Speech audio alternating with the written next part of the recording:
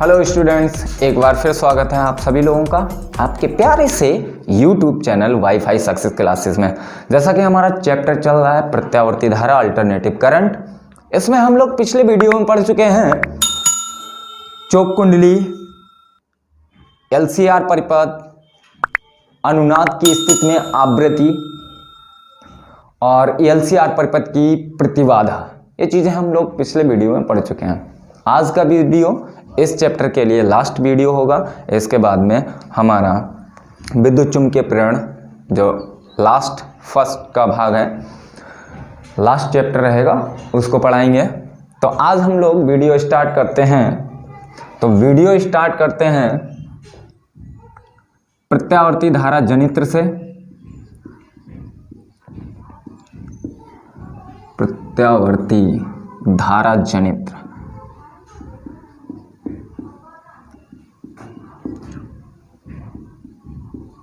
प्रत्यावर्ती धारा जनित्र। प्रत्यावर्ती धारा जनित्र, प्रत्यावर्ती का मतलब होता है, आप लोग समझते हैं, प्रत्यावर्ती धारा इस चैप्टर में शुरुआत से चल रही है। अल्टरनेटिव करंट मतलब जो समय के साथ आवर्ती रूप से परिवर्तित होती है, उसको हम कहते हैं प्रत्यावर्ती धारा। तो यहाँ पर हम प्रत्यावर्ती धारा जनित्र पढ़ रहे हैं। अब प्रत्यावर्ती धारा जब जनित्र पढ़ ही रहे हैं तो हम सबसे पहले जान लेते हैं कि प्रत्यावर्ती धारा जनित्र होता क्या है। तो इसके बारे में, ऐसा उपकरण जो यांत्रिक ऊर्जा को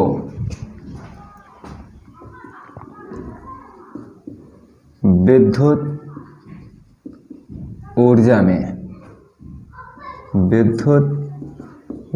में परिवर्तित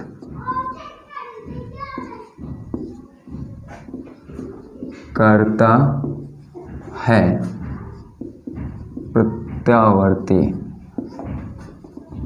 धारा जनित्र कहलाता है। प्रत्यावर्ती धारा जनित्र कहलाता है। अब हम बात कर लेते हैं कि यह तो प्रत्यावर्ती धारा जनित्र हो गया, होता क्या है। अब हम बात करते हैं कि प्रत्यावर्ती धारा जनित्र का सिद्धांत क्या है। तो प्रत्यावर्ती धारा जनित्र के सिद्धांत की हम बात कर लेते हैं। सिद्धांत, तो सिद्धांत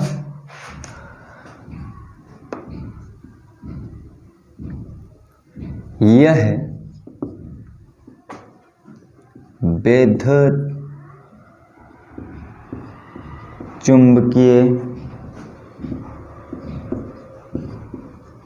प्रेरण के सिद्धांत पर आधारित उपकरण है।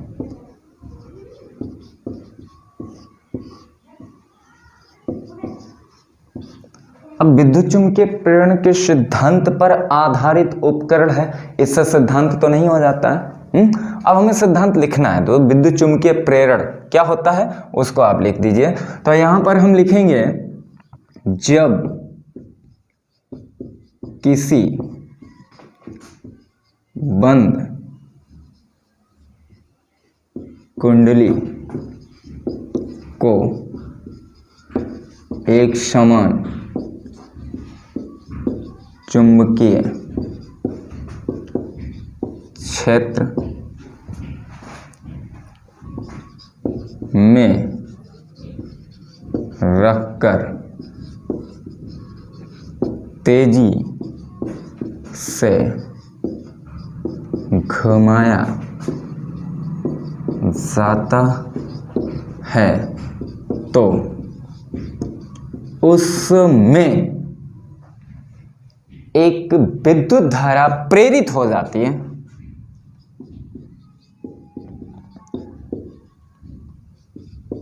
विद्युत धारा प्रेरित हो जाती है। ये तो इसका सिद्धांत हो गया। अब हम बात कर लेते हैं, भाई ये तो सिद्धांत है, अब हम बात करेंगे संरचना की। संरचना साफ कर दें इसको। चलिए,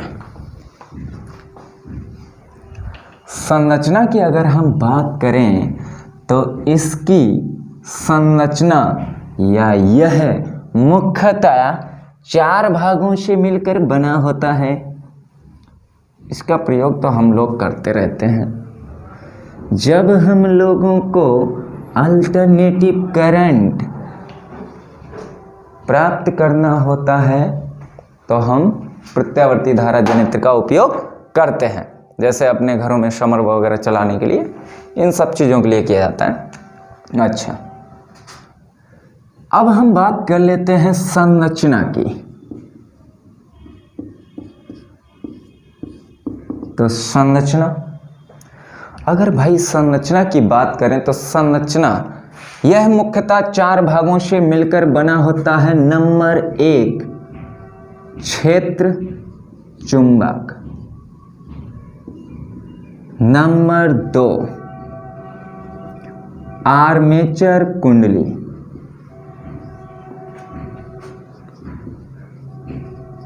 और नंबर 3 सर्पी वलय, नंबर 4 ब्रश। ये कार्बन के ब्रश होते हैं। अब क्षेत्र चुंबक, आर्मेचर कुंडली, सर्पी वलय और कार्बन के ब्रश, इन 4 भागों से मिलकर बना होता है हमारा प्रत्यावर्ती धारा जनित्र। अब किस प्रकार, सबसे पहले हम क्षेत्र चुंबक की बात कर लेते हैं। क्षेत्र चुंबक एक शक्तिशाली N-S ध्रुव खंडों वाला एक चुंबक होता है। N और S ध्रुव खंडों वाला एक चुंबक होता है। यह हो गया। अब हम बात कर लेते हैं आर्मेचर कुंडली की। तो आर्मेचर कुंडली तांबे के पृथक्कृत तारों की बनी एक आयताकार ABCD कुंडली होती है। तो यहाँ पर हम बना लेते हैं एक आयताकार ABCD कुंडली। ये A सिरा हो गया, ये B सिरा हो गया, ये C सिरा हो गया और ये D सिरा हो गया। तो ये आयताकार कुंडली ABCD हो गई। ठीक है, चलिए ठीक ही है। अब इसकी, जिसे N-S ध्रुव खंडों के मध्य रखकर घुमाया जाता है। ठीक है, ये आर्मेचर कुंडली की बात हो गई। अब हम बात कर लेते हैं सर्पी वलय की। तो सर्पी वलय ये तांबे के 2 वृत्ताकार छल्ले होते हैं जो एक दूसरे से पृथक्कृत रहते हुए कुंडली के दोनों सिरों से जुड़े रहते हैं।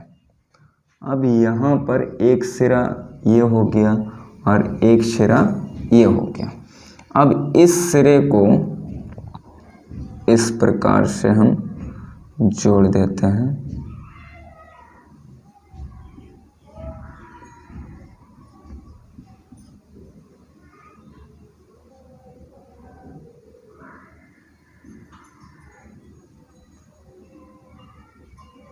ये हमने जोड़ दिया।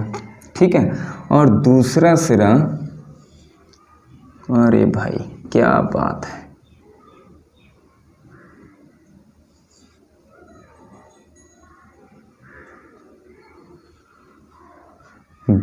एक सिरा एक वलय से जुड़ा होता है और दूसरा सिरा दूसरे वलय से जुड़ा होता है, जो एक दूसरे से पृथक्कृत होते हैं। तो ये एक दूसरे से पृथक्कृत हो गए, अलग अलग वलय रहते हैं। अब हम बात कर लेते हैं कार्बन ब्रश की। ये जो सर्पी वलय होते हैं, सर्पी वलय, ठीक है, ये आपकी आर्मेचर कुंडली और ये आपका क्षेत्र चुंबक। ठीक है, अब हम बात कर लेते हैं कार्बन के ब्रश की। तो कार्बन के दो ब्रश होते हैं एक्स वाई, जो इन सर्पी बलों को स्पर्श करते रहते हैं। इनका संबंध बाह्य परिपथ से होता है। तो यहां पर हमने दो कार्बन के ब्रश बना दिए,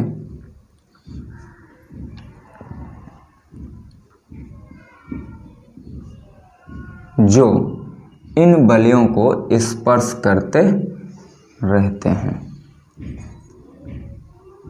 और इनका संबंध बाह्य परिपथ से कर दिया, जहां पर हम एक लगा देते हैं बल्ब। क्या लगाते हैं? बल्ब। ये बाह्य परिपथ हो गया, जहां पर हमने एक लगा दिया है बल्ब। ठीक है, अच्छा, ये तो हो गई संरचना की बात। अब हम बात कर लेते हैं कार्यविधि की। कार्यविधि, ये किस प्रकार कार्य करता है? तो जैसे ही हम आर्मेचर कुंडली ए बी सी डी को दक्षिणावर्त दिशा में घुमाते हैं, मान लेते हैं कि किसी क्षण कुंडली का तल ए बी ऊपर की ओर और सी डी नीचे की ओर है, तो इस क्षण फ्लेमिंग के दाएं हाथ के नियम से, फ्लेमिंग के दाएं हाथ के नियम से, दाएं हाथ के नियम से, इनका बहुत योगदान है भाई।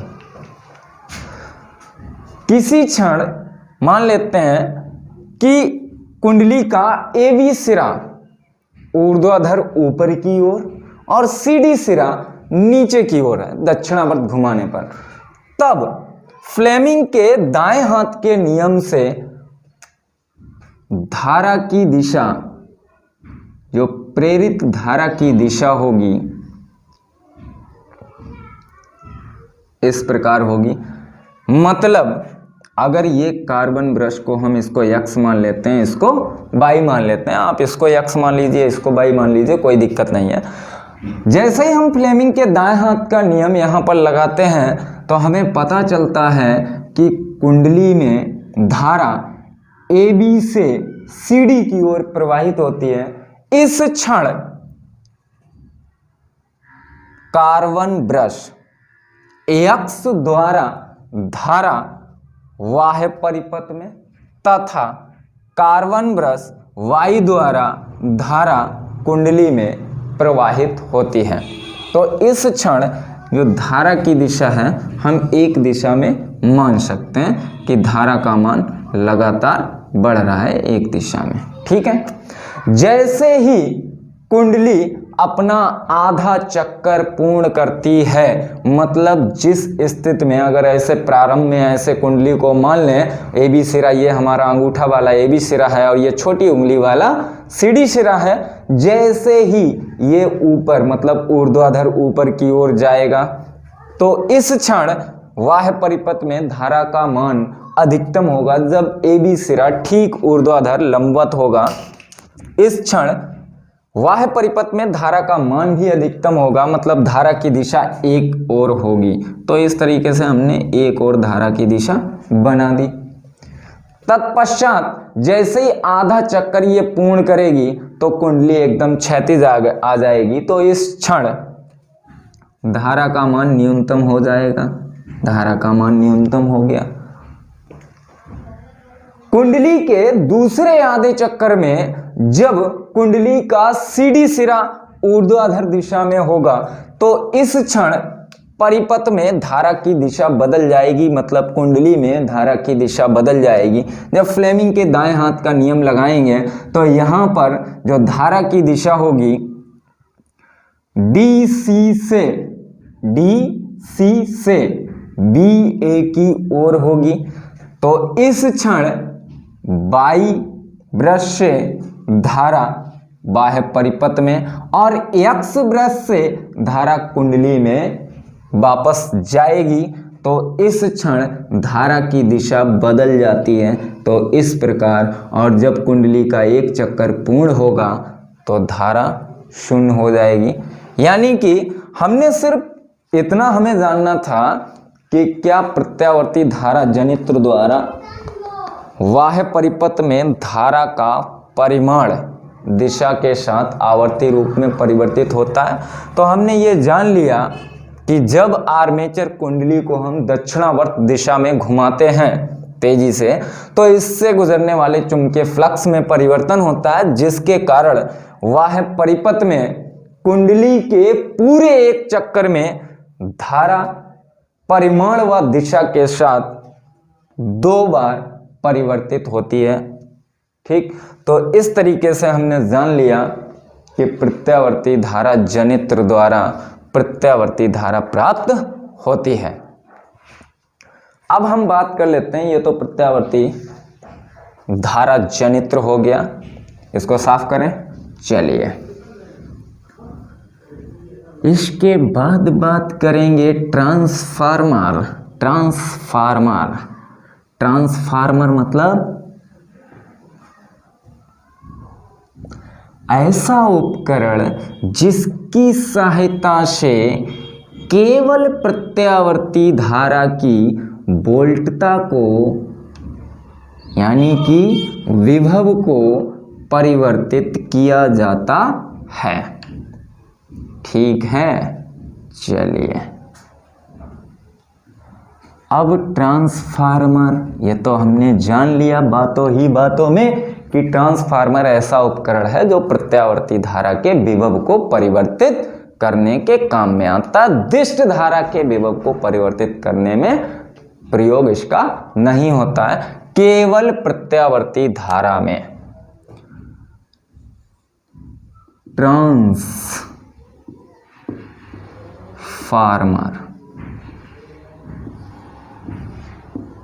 तो ट्रांसफार्मर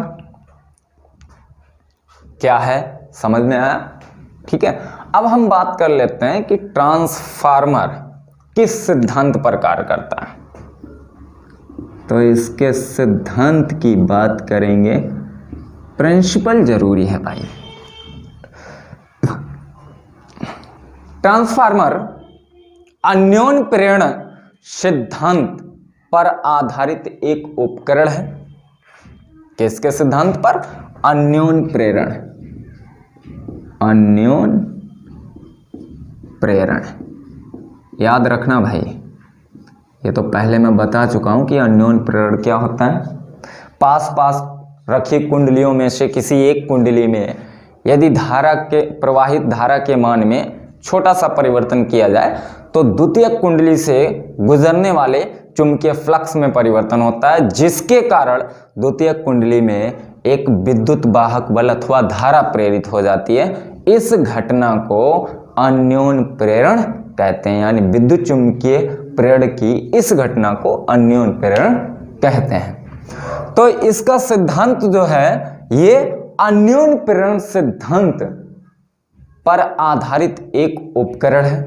अब हम बात कर लेते हैं इसके संरचना की। संरचना, तो संरचना में इसमें लोहे की पट्टलित क्रोडों को या पट्टियों को हम कह सकते हैं, पट्टलित क्रोड होते हैं, पत्तियां जो होती हैं, पट्टलित क्रोड बनाई जाती है।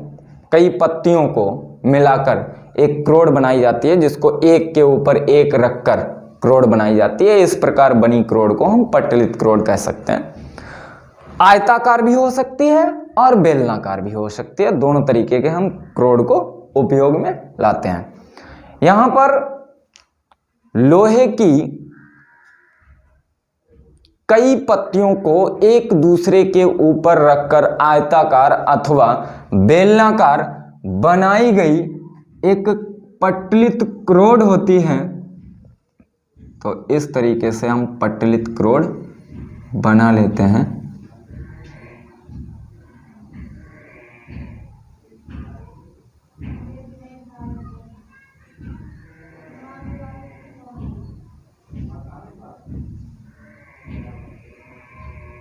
ये भाई पट्टलित क्रोड बन गई।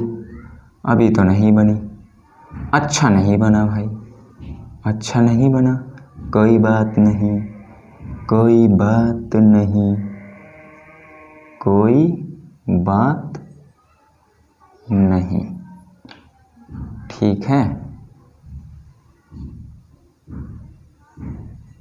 अरे ये क्या हो गया, ये क्या हो गया, अरे भाई, अरे भाई, अरे रामा, गजब हो गया।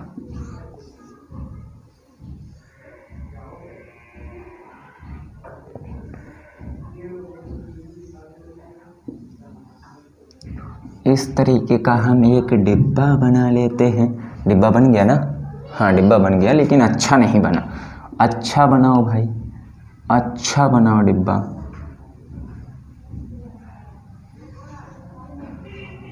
डिब्बा अच्छा बनाओ, अच्छा डिब्बा। तो इस तरीके से हम बना सकते हैं एक डिब्बा, ठीक है। ये डिब्बा बन गया आपका, डिब्बा बन गया, डिब्बा बन गया, डिब्बा बन गया। अब इसमें हम कुछ चीज़ों को साफ कर देते हैं। चलिए, तो इस प्रकार से हम एक पट्टलित क्रोड का निर्माण करते हैं, आयताकार अथवा बेलनाकार, जिसके ऊपर तांबे के तार की दो कुंडलियां बनाते हैं। एक कुंडली तांबे के मोटे तार के कम फेरों वाली होती है, जिसे हम प्राथमिक कुंडली अथवा द्वितीयक कुंडली भी कहते हैं। दो ही कुंडलियां होती हैं, तो एक को हम प्राथमिक कह सकते हैं और दूसरी को द्वितीयक, ठीक है। एक कुंडली तांबे के मोटे तार के कम फेरों वाली कुंडली होती है, और दूसरी कुंडली तांबे के पतले तार के कई फेरों वाली होती है। तो यहां पर हम दो कुंडलियां बना देते हैं। एक कुंडली को हम तांबे के मोटे तार के कम फेरे लपेट देते हैं, इस तरीके से।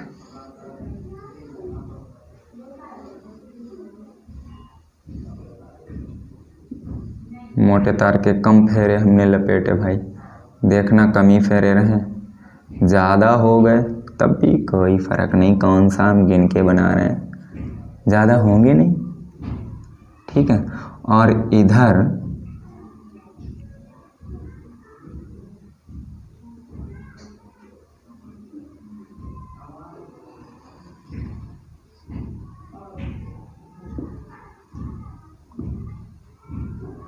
ठीक है, अच्छा, और इधर तांबे के पतले तार के कई फेरों वाली एक दूसरी कुंडली होती है, ठीक है। तो इस प्रकार इसमें लोहे की पट्टलित क्रोड, आयताकार अथवा बेलनाकार क्रोड होती है, जिसके ऊपर तांबे के तार की दो कुंडलियां बनाई जाती हैं। एक कुंडली तांबे के मोटे तार के कम फेरों वाली होती है, तथा दूसरी कुंडली तांबे के पतले तार के कई फेरों वाली होती है। एक कुंडली को प्राथमिक और दूसरे को द्वितीयक कुंडली कहते हैं।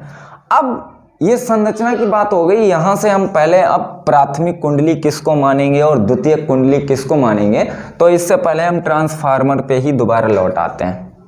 ट्रांसफार्मर के बारे में हमने आपको बताया कि ट्रांसफार्मर एक ऐसी युक्ति है जो प्रत्यावर्ती धारा के विभव को परिवर्तित करने के काम आता है। अब प्रत्यावर्ती धारा के विभव को परिवर्तित किया जाता है तो किस प्रकार प्रत्यावर्ती धारा के विभव को परिवर्तित करने के आधार पर ट्रांसफार्मर को दो भागों में बांटा गया है। नंबर 1 ये ट्रांसफार्मर के पार्ट हैं। नंबर 1 आपका आता है ऊंचाई ट्रांसफार्मर। ऊंचाई ट्रांसफार्मर,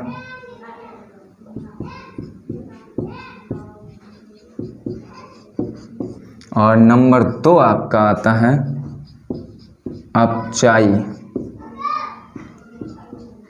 ट्रांसफार्मर।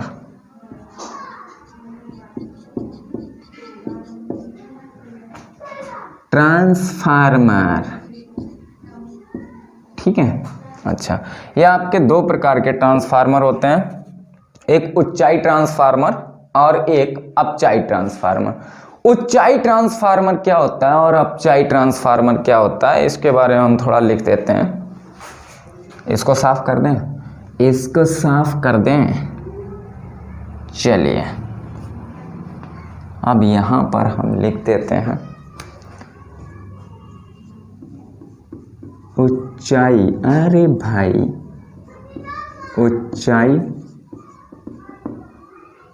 ट्रांसफार्मर, ऊंचाई ट्रांसफार्मर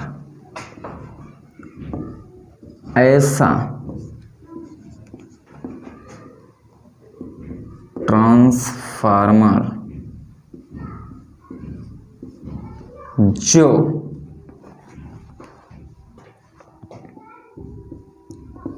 निम्न वोल्टता की प्रबल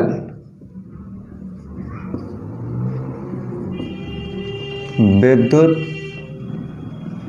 धारा को उच्च वोल्टता की दुर्बल विद्युत धारा में परिवर्तित करता है, ऊंचाई ट्रांसफार्मर कहलाता है। अरे भैया ये क्या हो गया, ऊंचाई, ऊंचाई ट्रांसफार्मर कहलाता है। इसमें यानी कि ऊंचाई ट्रांसफार्मर में प्राथमिक कुंडली तांबे के मोटे तार के कम फेरों वाली होती है, यह प्राथमिक कुंडली हो गई। और द्वितीयक कुंडली तांबे के पतले तार के कई फेरों वाली होती है, यह द्वितीयक कुंडली हो गई। ठीक है, ये ऊंचाई ट्रांसफार्मर के बारे में है। अब हम बात कर लेते हैं अपचाई ट्रांसफार्मर। तो यहां पर हम इसको इस तरीके से भी प्रदर्शित कर सकते हैं। चलिए प्रदर्शित प्रदर्शित प्रदर्शित यहां पर कर देते हैं।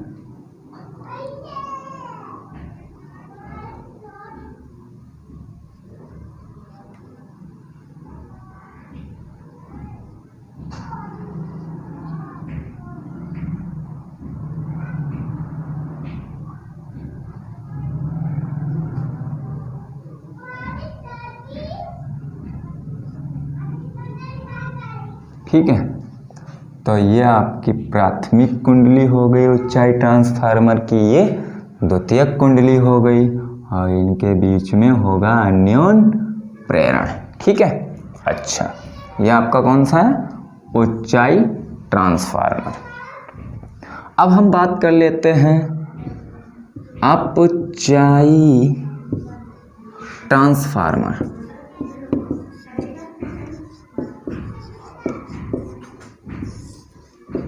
परेशान मत होना भाई, परेशान मत होना, और जिन लोगों की कमेंट रहती है कि कोर्स नहीं पूरा होगा, कुछ प्रॉब्लम चल रही थी उसकी वजह से डिले हो गया। कोर्स आपका समय से पूरा होगा, बहुत ही जल्दी पूरा होगा। मेन टॉपिक आपका क्लियर करवाया जाएगा, उसमें आपको दिक्कत लेने की, परेशान होने की कोई ज़रूरत नहीं। मेन जो टॉपिक हैं वो आपके क्लियरली पूरे होंगे, ये वादा है वाईफाई सक्सेस क्लासेस का। रही बात अभी भी इस महीने के लास्ट में आपका इधर कोर्स भी चलेगा और साथ ही अनसॉल्ड आपका चालू होने वाला है, इसी महीने के लास्ट तक चालू हो जाएगा। अनसॉल्ड चलेगा और कोर्स भी आपका चलता रहेगा। अपचाई ट्रांसफार्मर क्या होता है? अपचाई ट्रांसफार्मर ऐसा ट्रांसफार्मर जो उच्च वोल्टता की दुर्बल प्रत्यावर्ती धारा को निम्न वोल्टता की प्रबल प्रत्यावर्ती धारा में परिवर्तित करता है। ऐसा ट्रांसफार्मर जो उच्च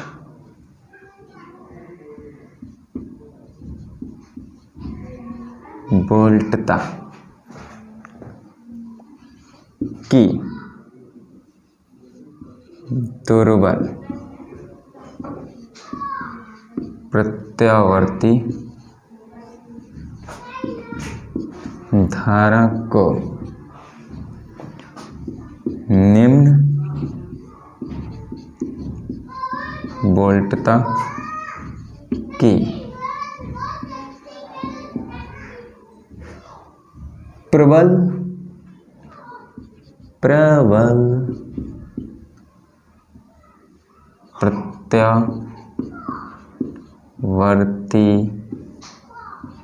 धारा में परिवर्तित करता है,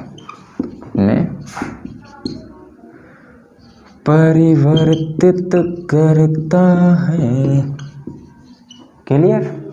चलिए अब इसमें क्या होता है, इसमें प्राथमिक कुंडली तांबे के पतले तार के कम फेरों वाली कुंडली होती है, इसको हम प्राथमिक कुंडली मानते हैं। यानी कि यहाँ पर हम कह सकते हैं जो अधिक फेरों वाली होती है इसको हम मानते हैं प्राथमिक कुंडली, और तांबे के मोटे तार के कम फेरों वाली जो कुंडली होती है इसको हम मानते हैं द्वितीयक कुंडली। अब यहाँ पर फेरे थोड़े मोटे मोटे कर देते हैं, क्लियर हो जाए।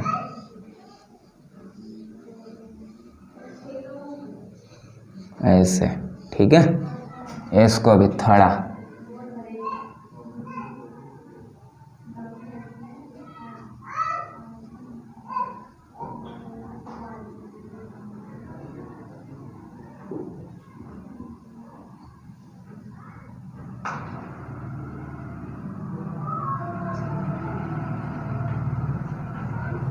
ऐसे, ठीक है। तो तांबे के पतले तार के कई फेरों वाली जो कुंडली होती है, अधिक फेरों वाली जो कुंडली होती है उसको हम प्राथमिक कुंडली मानते हैं, और जो तांबे के मोटे तार के कम फेरों वाली जो कुंडली होती है उसको हम मानते हैं सेकेंडरी कुंडली। तो ये हमारा ऊंचाई और अपचाई ट्रांसफार्मर हो गया। अब हम बात कर लेते हैं इसके कार्यविधि की, ठीक है। तो कार्यविधि की, हमें जिस प्रत्यावर्ती धारा की वोल्टता को परिवर्तित करना होता है उसे हम सदैव प्राथमिक कुंडली से ही जोड़ते हैं। हमें जिस प्रत्यावर्ती धारा की वोल्टता को परिवर्तित करना होता है उसे सदैव, चाहे आपका ऊंचाई ट्रांसफार्मर हो और चाहे अपचाई ट्रांसफार्मर हो, उसको हमेशा प्राथमिक कुंडली से ही जोड़ते हैं। जैसे ही हम प्राथमिक कुंडली से प्रत्यावर्ती धारा परिवर्तित करने वाली यानी कि वोल्टता को चेंज करने वाली धारा को जैसे ही हम प्राथमिक कुंडली से जोड़ते हैं तो क्रोड प्रत्यावर्ती धारा के आधे चक्कर में एक दिशा में चुंबकित और दूसरे आधे चक्कर में विपरीत दिशा में चुंबकित होने लगती है, अर्थात क्रोड लगातार प्रत्यावर्ती धारा के पूरे एक चक्कर में एक बार चुंबकित और फिर दूसरी बार विचुंबकित होती है। यानी कि एक बार एक दिशा में चुंबकित और दूसरी बार दूसरी दिशा में चुंबकित होती है। यानी कि क्रोड लगातार चुंबकित और विचुंबकित होने लगती है। जिस प्रकार इस कारण कुंडली, इस कारण क्रोड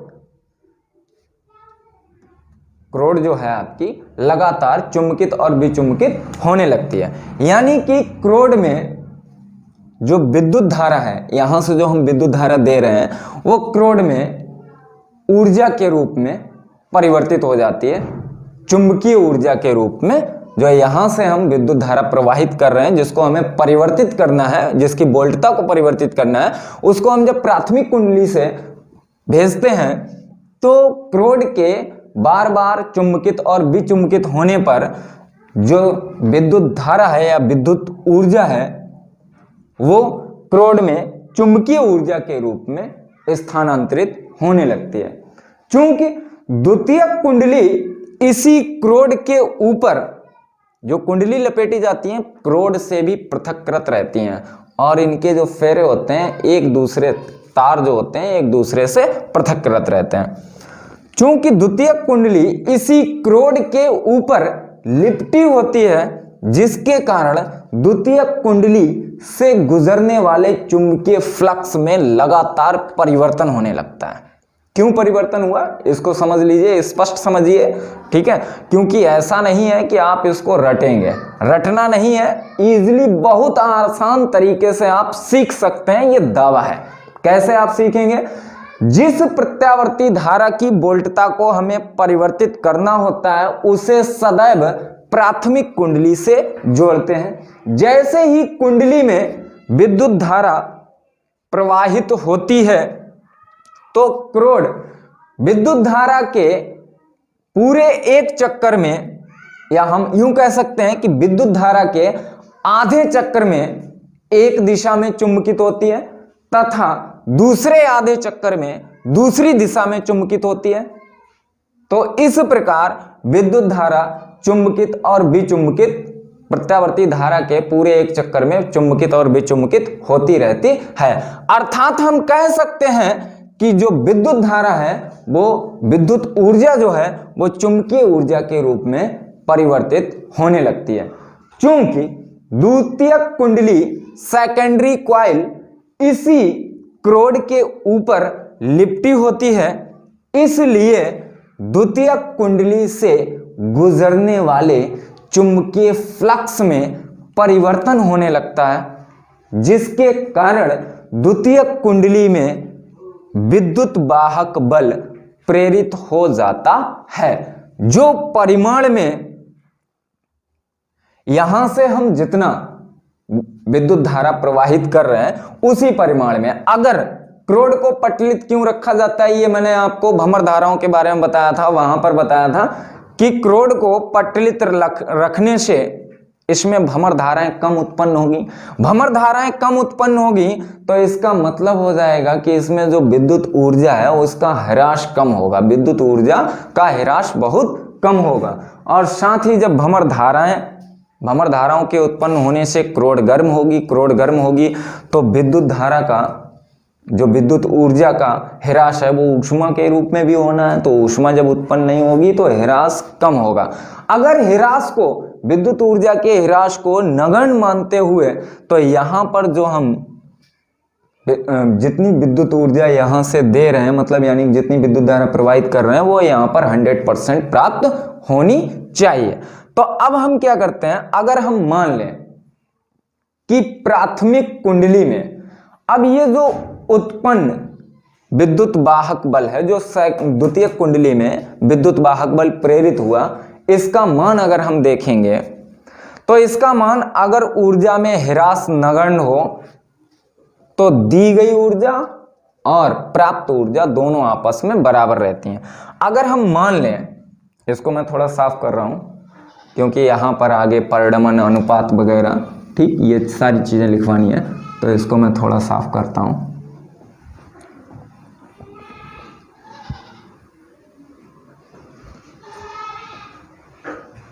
अगर हम माना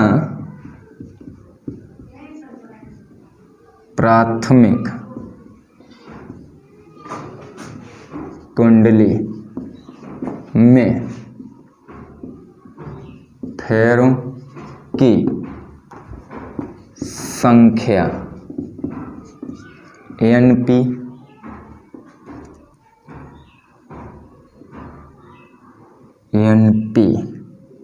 ठीक है,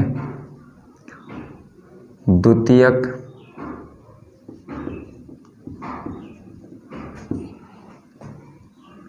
कुंडली में फेरों की संख्या NS, सेकेंडरी कुंडली में जो फेरों की संख्या है उसको NS मान लेते हैं। यदि प्राथमिक कुंडली से गुजरने वाला चुंबकीय फ्लक्स, यदि प्राथमिक कुंडली से गुजरने वाला चुंबकीय फ्लक्स φB हो, तब प्राथमिक कुंडली में प्रेरित विद्युत वाहक बल कितना होगा? तो प्रेरित विद्युत वाहक बल की बात हम करेंगे तो EP। ये बात क्यों कर रहे हैं? क्योंकि द्वितीयक कुंडली में प्रेरित विद्युत वाहक बल, उत्पन्न विद्युत वाहक बल दोनों कुंडलियों की फेरों की संख्या पर निर्भर करते हैं। तो यहाँ पर प्रेरित विद्युत वाहक बल कितना होगा? -NP और φB और अपान डेल्टा T, इतना हो जाएगा। इसको हम समीकरण 1 मान लेते हैं। तब द्वितीयक कुंडली में, द्वितीयक कुंडली, चूंकि द्वितीयक कुंडली इसी पर लिपटी है तो इसमें जो चुंबकीय फ्लक्स जितना भी यहाँ पर चुंबकीय फ्लक्स होगा वही यहाँ पर होगा। तो यहाँ पर हम द्वितीयक कुंडली में प्रेरित विद्युत वाहक बल कितना होगा? ES बराबर NS φB अपान डेल्टा T। ये इक्वेशन सेकंड हो गया। समीकरण 1 व 2 से, समीकरण 1 व 2 से देखेंगे तो हमारा EP अपान ES बराबर आएगा NP अपान NS, NP अपान NS। देखिए यहाँ से φB अपान डेल्टा T, φB अपान डेल्टा T और माइनस माइनस कैंसिल हो जाएगा, तो आपका इतना बचेगा। कहने का मतलब है प्राथमिक कुंडली में विद्युत वाहक बल तथा द्वितीयक कुंडली में विद्युत वाहक बल का अनुपात प्राथमिक कुंडली तथा द्वितीयक कुंडली में फेरों के अनुपात के बराबर होता है। इसीलिए हमने यहाँ पर कहा था कि इनका जो प्रेरित विद्युत वाहक बल का जो विद्युत वाहक बलों का अनुपात है या प्रेरित विद्युत वाहक बल का जो मान है, दोनों कुंडलियों की में फेरों की संख्या पर निर्भर करता है।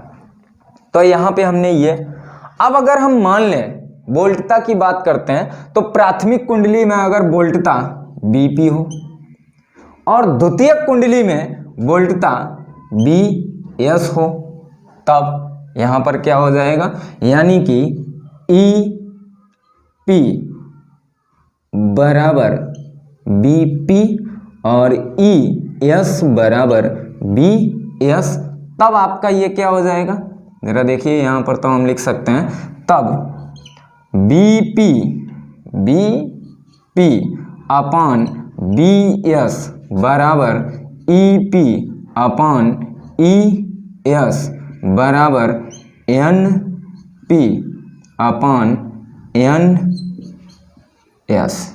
इस तरीके से अगर हम द्वितीयक कुंडली की वोल्टता की बात करेंगे तो यहाँ से अगर हमें निकालना है परिणमन अनुपात, तो परिणमन अनुपात की बात अगर हम करेंगे तब आपका क्या हो जाएगा,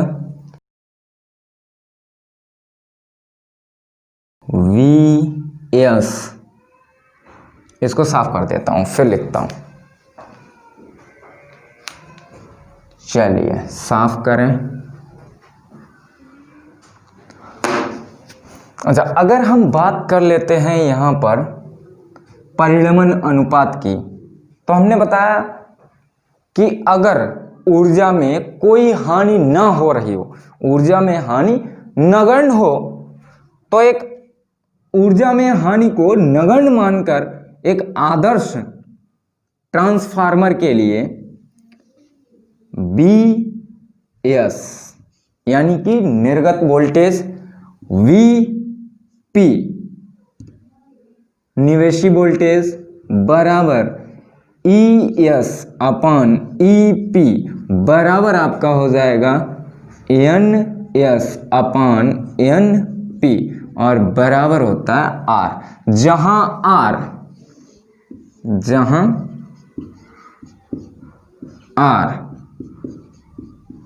परिणमन अनुपात है। R को क्या कहते हैं, परिणमन अनुपात, ठीक, जिसका मान ऊंचाई ट्रांसफार्मर के लिए 1 से अधिक होता है और अपचाई ट्रांसफार्मर के लिए 1 से कम होता है, यानी कि R इज ग्रेटर देन 1 और लेस देन 1।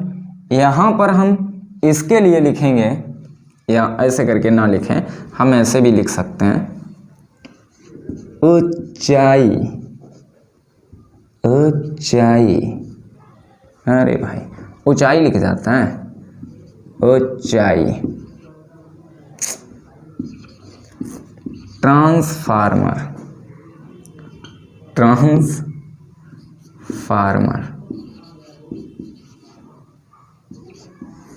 ऊंचाई ट्रांसफार्मर के लिए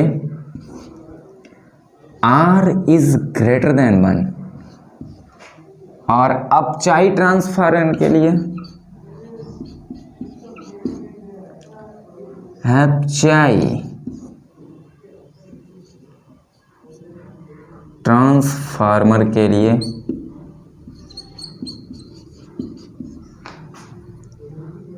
R इज लेस देन 1। ऊंचाई ट्रांसफार्मर के लिए R का मान यानी कि परिणमन अनुपात का मान 1 से अधिक होता है।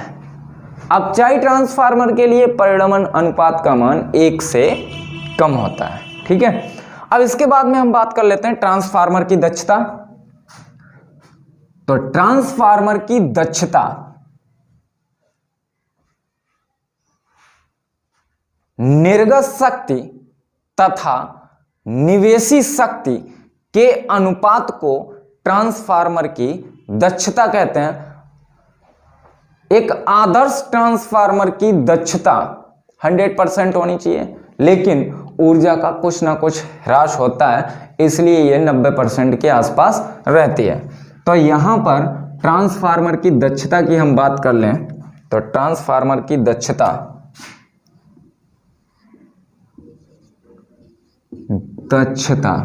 ईटा बराबर होता है, अगर हम यहां पर लिख सकते हैं,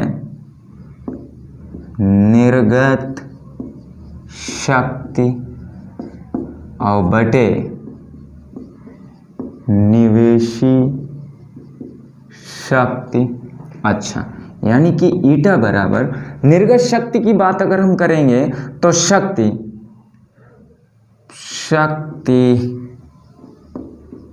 P बराबर होता है VI, होता है ना, यही होता है। चलिए, तो यहां से निर्गत जो शक्ति हो जाएगी, B का मतलब निर्गत वोल्टेज BS। अच्छा, I का मान तो IS अपान निवेशी तो यहाँ BP और इंटू IP, ये हो गई दक्षता। तो यहां से अच्छा, इसमें ऊर्जा में जो हानि होती है किन कारणोंवश होती है, तो आपको पता है कि क्रोड में कुछ ना कुछ भ्रमण धाराएं उत्पन्न होती हैं भ्रमण धाराओं के कारण। फिर उसके बाद में ऊष्मा के रूप में, और फिर उसके बाद ऊष्मा के रूप में भ्रमण धाराओं के कारण, और यहाँ पर शैथिल्य हानि, मतलब जो आपका क्रोड है चुंबकित और विचुंबकित होता है, तो यहाँ पर शैथिल्य हानि भी होती है। शैथिल्य हानि के कारण, भ्रमण धाराओं के कारण और ऊष्मा, इन कारणों बस ट्रांसफार्मर द्वारा निर्गत शक्ति अधिक होती है और निर्गत शक्ति कम होती है और निवेशी शक्ति ज़्यादा होती है। यानी कि निर्गत और निवेशी शक्ति में हमेशा अंतर रहता है। यह आपकी जो निवेशी शक्ति होती है, निवेशी शक्ति, ये ज़्यादा रहती है, इसका मान ज़्यादा होता है। यानी कि यहाँ पर हम लिख सकते हैं